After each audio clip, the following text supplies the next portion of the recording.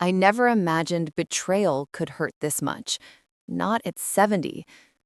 These were the first words Evelyn Carter whispered to herself the morning her husband, Martin, walked out of the house they had shared for nearly 50 years.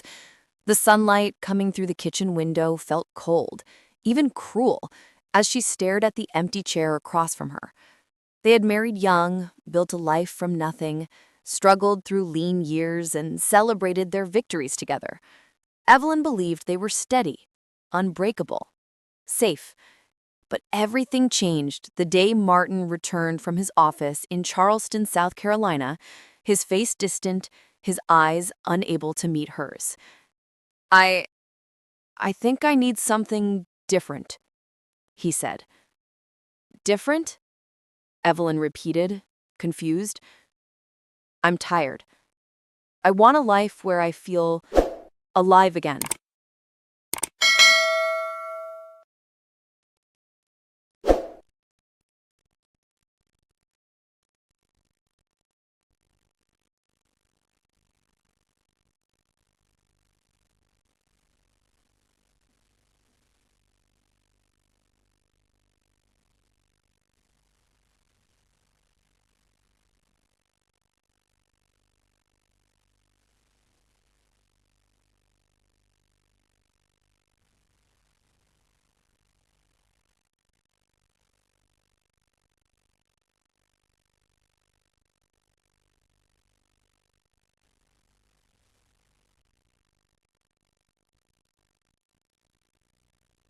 The first months after Martin left were the hardest.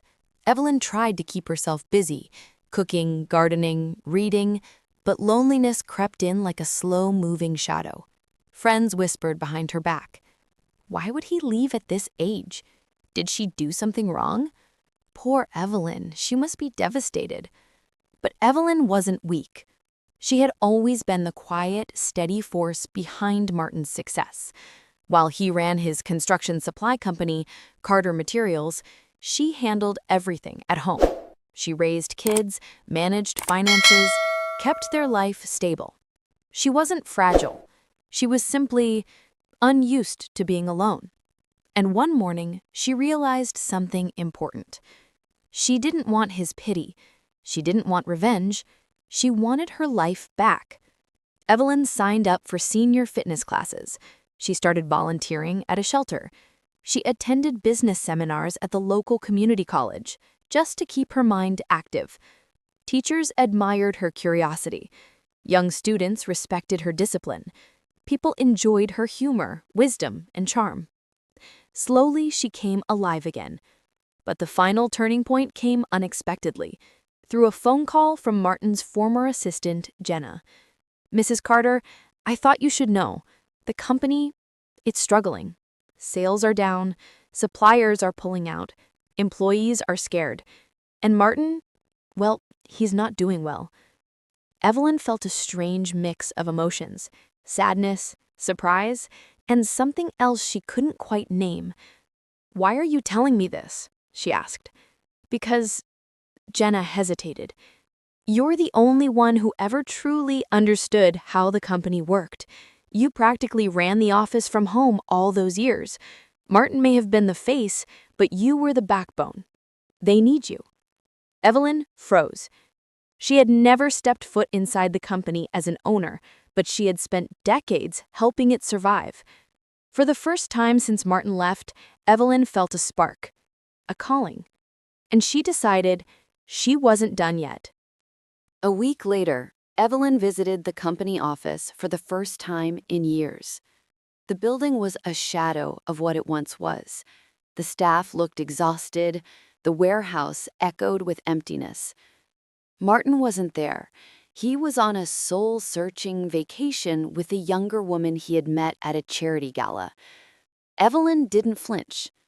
Instead, she gathered the employees, stood in the center of the dusty conference room, and asked, "Tell me everything."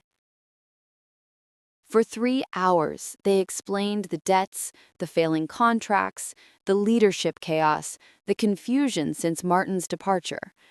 By the end, Evelyn understood exactly what needed to be done. And 2 days later, destiny delivered its final twist. Martin came back to town, broke, exhausted, ashamed. His new girlfriend had left him, his new chapter had collapsed, and the company he once bragged about was on the verge of bankruptcy. He needed money. He needed help. He needed Evelyn. The next months were nothing short of extraordinary. Evelyn walked into the office each day with determination that shocked everyone. She was patient, kind, but firm where needed. She reorganized departments, negotiated new supplier deals, and reinstated employee benefits Martin had cut. She brought back trust. She brought back dignity. She brought back hope. The business slowly revived. Contracts returned, clients respected her, employees adored her. But the moment everyone talked about, the moment that made her a legend, came one Tuesday morning. Martin walked into the office, desperate for a job. "Evie, I made mistakes, I know that, but I need work, just something small, anything." The room fell silent. Evelyn looked at him, really looked at him for the first time in months. He wasn't the confident man she once knew. He was tired, lost, defeated.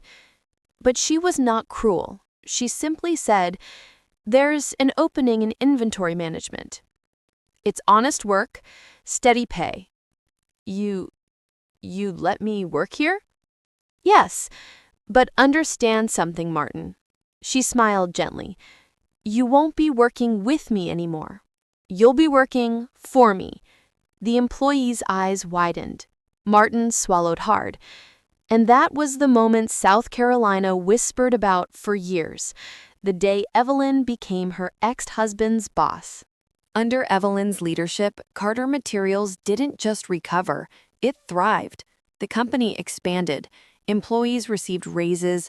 Local news featured her as the woman who reinvented herself at 70. She became a symbol of resilience, of courage, of a second chance earned, not given. Martin worked quietly, respectfully, sometimes embarrassed, but eventually grateful. He apologized, truly apologized, one evening after most employees had gone home. "I don't expect forgiveness," he said, "but I'm proud of what you've done. You saved this place. And me." Evelyn nodded. "I didn't do it to save you, Martin. I did it to save myself." And from that day forward, their relationship changed. Not as husband and wife, not even as enemies, but as two people who had finally learned who they truly were. In time, Evelyn stepped back and handed the company to the employees through a trust, ensuring every worker received a share of ownership. Her final speech was short but unforgettable. "Don't let age or heartbreak stop your life. If someone walks out, let them go. But never, never walk out on yourself." She lived the rest of her years peacefully, surrounded by community, respect, and her restored sense of purpose. And her story traveled far beyond South Carolina. A woman left at 70, a woman who rose stronger, a woman who bought the company her husband abandoned and became his boss. Because sometimes the greatest revenge is building a life no one ever expected you could.